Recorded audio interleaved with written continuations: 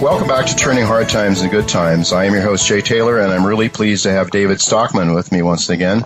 As I wrote in the promotion for today's show, a true prophet is one whose warnings actually turn out to be true. While many have ignored or chosen not to take David's warnings seriously over the past decades, nature's laws have a way of ultimately revealing truth. No more recently, it seems now more recently, that many who have chosen not to take David Stockman's warnings seriously are beginning to see his handwriting on the wall. Most notably, maybe perhaps, Mark Carney, the governor of the Bank of England, who is suggesting the days of dollar hegemony are nearing their end.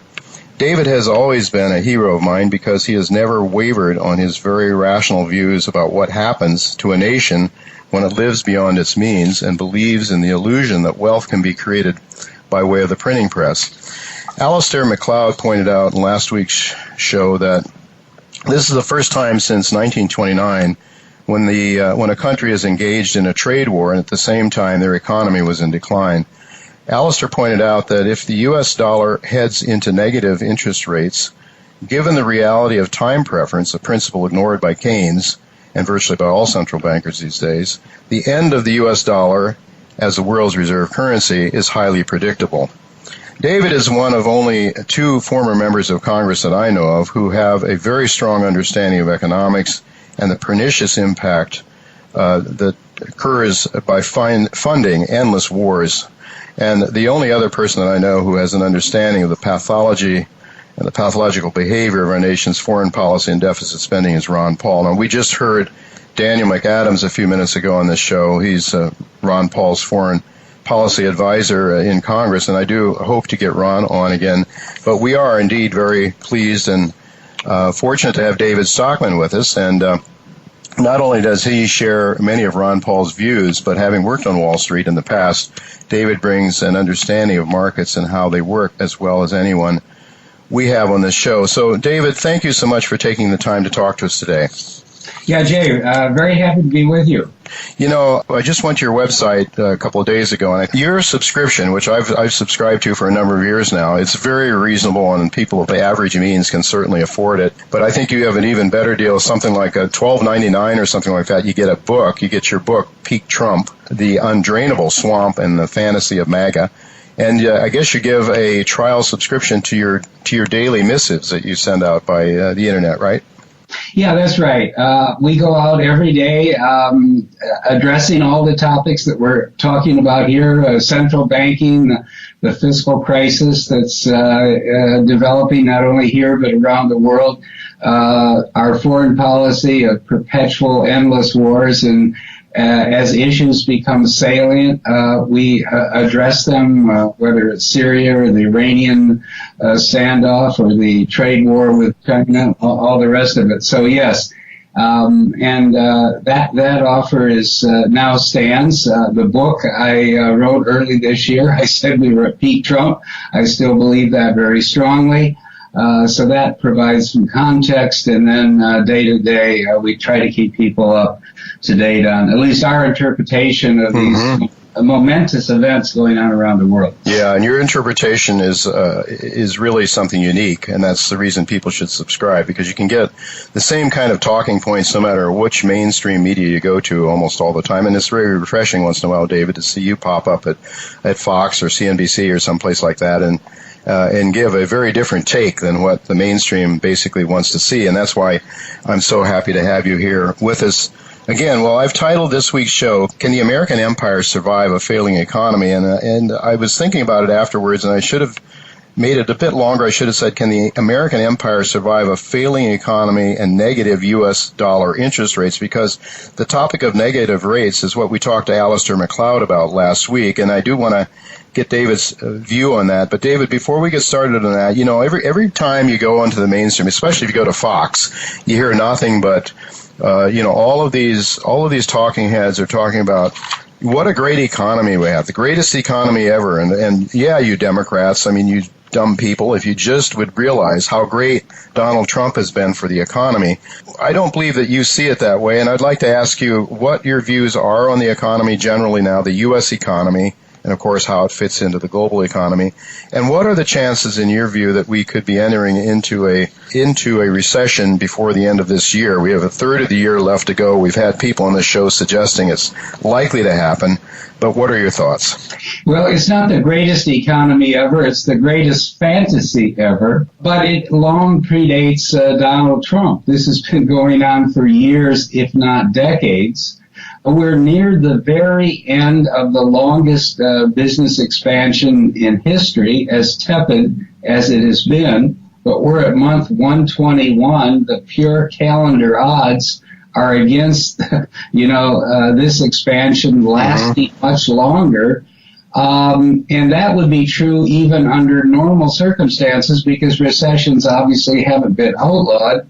But in the current circumstances, there are so many built-up distortions. There is so much built-up debt on the economy. We thought we had a wake-up call in 2008 when the crisis came and Lehman filed for bankruptcy, etc. And everybody said, it was the subprime and too much speculation in housing and a massive amount of mortgage debt and all the rest of it. But we had $52 trillion of public and private debt on the U.S. economy at that point. We didn't learn a lesson at all, because there's $72 trillion of public and private debt on the U.S. economy today, or 20 trillion more. The business sector had 10 trillion of debt at the eve of the crisis a decade ago. Now it's 15.5 trillion. The household sector was already buried in debt. It was what I call peak debt in 2008 at around 14.5 trillion. Now it's nearly 16 trillion.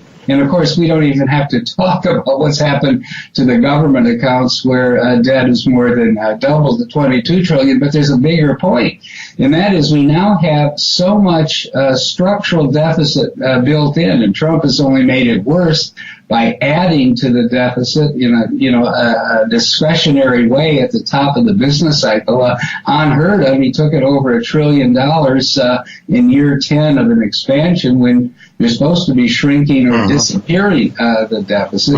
So all of these factors, to say nothing of the massive speculation on Wall Street, and in the modern world, recessions don't cause Wall Street to fall. Wall Street bubbles eventually collapse. They cause panic in the C-suites of corporate America. They begin to throw employees overboard, announce huge restructuring plans to somehow, turn around the fall decline of their stock prices, and that's what triggers the recession. That's what happened in 2008, 2009. It really happened in 2001, 2002 as well. So we have this bubble that's gotten, even more fantastic during Trump's time in office. It's any day it's going to collapse, and I think the so-called sub-zero debt phenomena or crisis may be the catalyst. But in any event, when Wall Street really begins to unwind, there's nothing down below. In other words, the market is traded by what I call chart monkeys today, and they're looking at the 200-day and the 50-day and the 20-day, and all kinds of other ratios. But it is not grounded in the fundamentals of either the global economy or the domestic economy. So if we ever have a big break that's not expected and these chart points are lost, there will be massive selling. 80% of the volume, as we all know, is basically indexed or passive or ETFs or algo-driven quant trading. So when the thing breaks, it will be quite dramatic. It will be quite, violent, and the economy will go down with it. Well, that happened before November 2020. I think the odds are pretty high. Right. I think we're sort of in the final days of this fantasy, as I call it. And then the danger, of course, is that if the stock market breaks and it triggers, as I'm sure it will, another serious dislocation, recession on Main Street, it's absolutely certain that Trump will be repudiated by everybody. He's made a huge mistake. He called it a big, fat, ugly bubble in the campaign during the 2016 campaign. He was right then. He was in office less than a month, and he had embraced the thing, and all of a sudden it was the Trump miracle. And so the point is, I have a phrase: you boast it, you own it. And he has boasted this economy like no sane person ever would, or prior president or politician has. And when the whole thing breaks, when this whole fantasy, which he didn't create, he inherited, he made it worse, but when this whole fantasy breaks, it's going to be what I call the great Trumpian recession. And he will be in total disrepute, as bad as Nixon was in 1974, summer of 74. I was a kid there when all this happened. And whoever the Democrats put up, including Mickey Mouse, will probably win the election. Now, the danger, if you're thinking about the market and your position in it, or whether, there's still some upside left, the danger is, I don't think Biden's going to survive the primaries. He's quasi-senile and he's making so many mistakes that at some point his support, which is a mile wide and an inch deep, will suddenly vanish. And, Bernie's way too old. You'll have Elizabeth Warren as in the pole position. And if she becomes a Democratic candidate after a stock market bust and an economy that goes back into soup, hang on to your hat, because she'll win. And it will be populist demagoguery against the 0.01% like we've never seen before. And if this fantasy breaks, that message, as wrong-headed and as dangerous as it is, will likely prevail, and then we'll get really bad policies, like a wealth tax or some major increases in government spending. Look at all her free stuff programs. I mean, Medicare for all and the Green New Deal, and canceling most of the student debt and all the other things she's going to do. We'll be in big, big trouble beyond where we are already, and this would be my final point here, Jay. We're heading into 2020s, and if people don't understand what I call the demographic calendar, they're making a big mistake, and that is everybody. I was born in 1946, the leading edge of the baby boom, and it lasted till 1962, when there were roughly 80 million babies born, and they're all retiring in the 2020s. Just do the math, and then that means that the cost of Medicare and Social Security and Medicaid, the whole what I call welfare state, is going to explode at a very time that we've got the empire so, embedded everywhere around the world, and Trump has built the defense budget up, in a crazy manner by another $100 billion a year. There's no way out of that trap, and that's exactly what we're stumbling into. And this time, and I guess this is the takeoff point for the next issue, the Fed or any other central banks can't rescue us because they're out of dry powder, and sub-zero debt is really what proves it. That's the skunk in the woodpile, the giant skunk.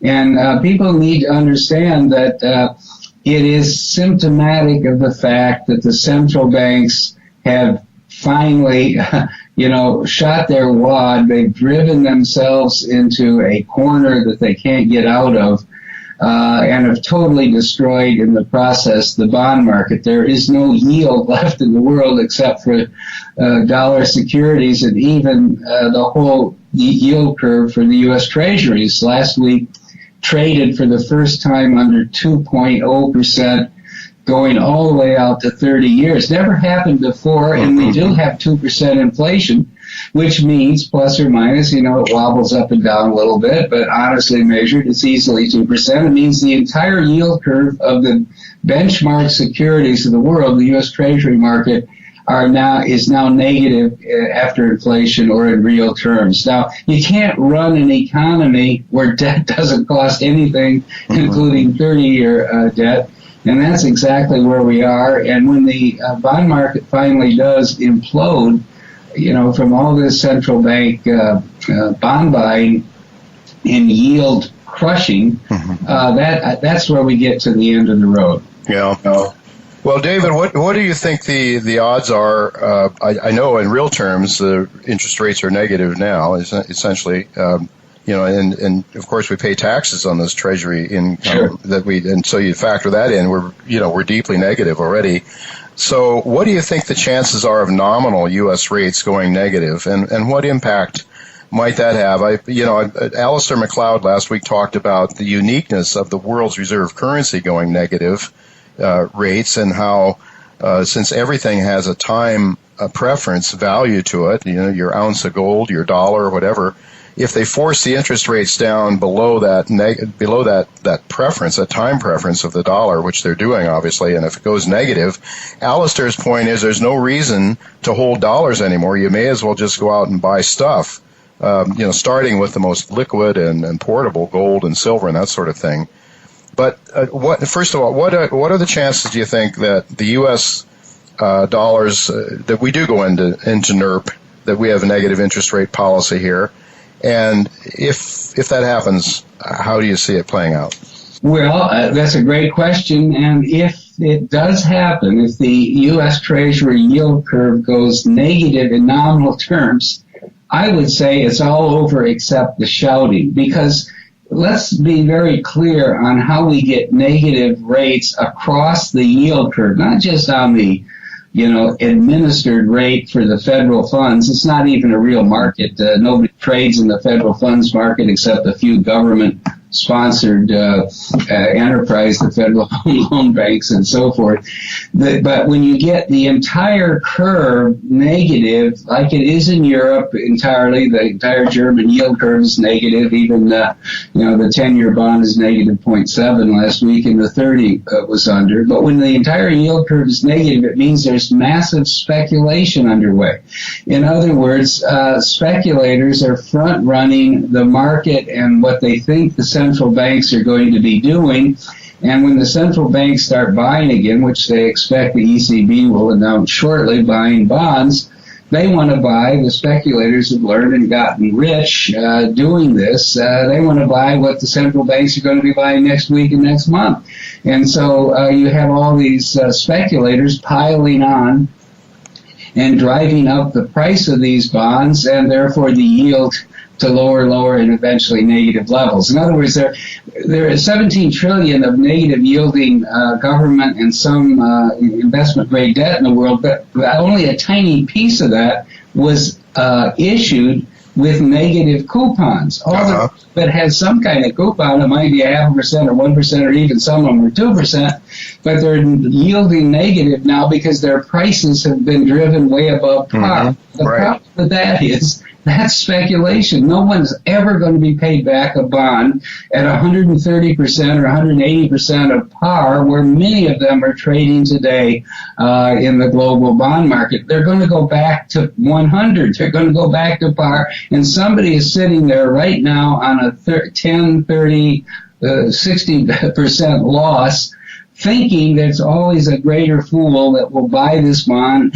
In other words, they're buying bonds for price appreciation when bonds are supposed to be safe, modestly yielding instruments. They've turned the world upside down. This is what the central banks have done. That's why we have negative yields, and that's why it's a self-limiting phenomenon. It cannot go on much longer, because in any speculative bubble, sooner or later, the last sucker does the last trade, and then it's look out below, because everyone wants to sell, and there's no bid underneath. Now, can I use this one example? I know you asked about the dollar, but the point is, if the entire U.S. dollar bond market, which is $16 trillion just for the tradable government bonds, but if it went negative, the 10-year or the 5-year, it would mean that this speculation that has driven Europe, to these absurd levels, has hit the U.S. bond market. And it would be only a matter of counting the days or even hours before, that bubble breaks, the mother of all bond market bubbles, as I call it. And then we would have a crisis in the monetary system worldwide. The central banks would be in total disrepute. The only good thing for some people, including myself and I'm sure many listeners, is gold will soar when finally the bond bubble breaks and the central banks are totally repudiated. So let's just take one example of how crazy this is, but it's simply a microcosm of what's going on in the sub-zero bond market, the destruction of yield, as I call it, by the central banks, and what the ultimate case would be if we finally approach that with the U.S. Treasury market. And remember now, we're not that far away. If you go back and look at your charts, you will see that in last fall, September, October, the U.S. Treasury was trading at 3.24%, the 10-year. Okay, 3.24%. It ended Friday somewhere around 1.5. We've had a huge yield collapse since then, which means implicitly the price of bonds has been going up. So take the Austrian 100-year. Now, why anybody would even buy a 100-year bond today, who knows where Europe will be or whether the state of Austria will exist 100 years from now. It barely emerged 100 years back out of the Versailles Conference, after the Austro-Hungarian Empire was dismantled. But as the case may be, that bond was issued in September 2017 with a 2% coupon. A year later, this past June, it was trading at 160% of par. The yield was down to 1%. The smart banker said to the government of Austria, they're eating this thing up. Why don't you reopen the issue and sell some more? They sold a couple billion more, and the bond yield kept falling. The price in the last couple of days was 210% of par. Yeah. This is crazy. Yeah. Okay? The thing is yielding less than 1%. It's a 100-year bond. And there's a built-in 60% loss to anybody holding that bond today, absolutely guaranteed, even if you last 100 years, because even 100 years from now, the Austrian government contractually is not going to pay back more than 100 cents on the dollar. Whoever paid 210 cents is out of their mind, but they think there's another sucker around who's going to pay 220, and they can capture the capital gain. Now, Jay, this is really big. From June, when they reopened the issue at 160 to last week at 210, someone on leverage, these traders buy this on repo, someone on leverage has made, a couple 100% profit on a bond. This is crazy as hell. Yeah. This is, the final blow-off phase of this whole bubble finance cycle. That's why your point about if the U.S. Treasury market succumbs to sub-zero or close in the next month or two, truly, it is all over except the shouting, because it will mean the global bond market has been destroyed by the central banks. Well, David, I'm not particularly pleased with what you're telling me. I mean, I think it's just scary. It's frightening. It's insanity. It's a world run amok on thanks to John Maynard Keynes and other fools. And if what you say happens, and I believe it will, you've always been very truthful about what you believe, and you're not trying to pander to Wall Street or somebody who's going to, you're not trying to sell anything but the truth as far as I can tell. That's why we really love to have you here. It's not that we like the truth, but I think it's always better to face the truth and get ready for it.